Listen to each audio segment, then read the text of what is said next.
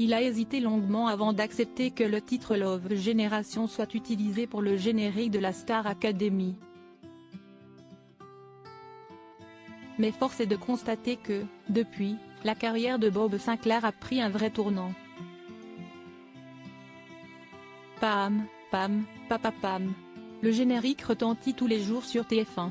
Bob Sinclair a composé Love Generation en 2005 et a accepté que son titre soit utilisé pour la bande originale de la 5e saison de la Star Academy. Le programme de TF1, de retour depuis 2 ans, continue d'exploiter ce véritable beurre. On pourrait croire qu'en sortant ce titre, le célèbre DJ serait devenu un véritable roi du pétrole.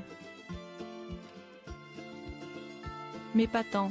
De passage dans l'émission Le Figaro la nuit, sur Figaro Télévision Île-de-France, Bob Sinclair a effectivement évoqué la création du tube ainsi que la somme qu'il avait touchée depuis.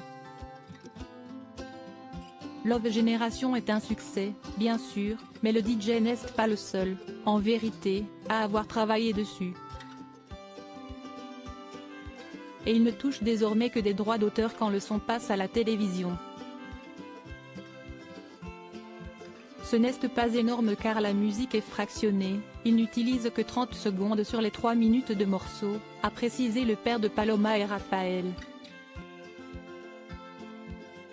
Selon un des représentants de la French Touch, le morceau Love Generation aurait rapporté 150 000 € depuis 2005, somme à diviser entre les 5 auteurs-compositeurs. Ce n'est pas le jackpot, ni le loto, poursuit Bob Sinclair. À la fin, il nous reste 20 000 € chacun. À chaque fois que ça passe à la télé, on me dit que je suis richissime. J'aimerais bien.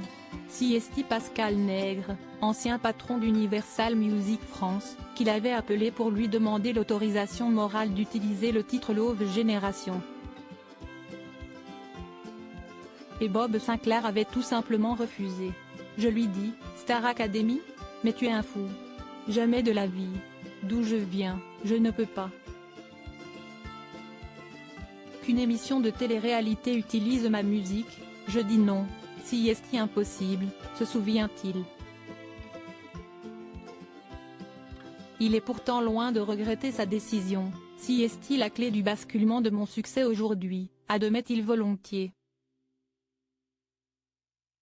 Je savais qu'en 2005, il fallait prendre un virage, Martin Solveig avait déjà sorti des titres, David Guetta faisait des chansons assez commerciales à ce moment-là.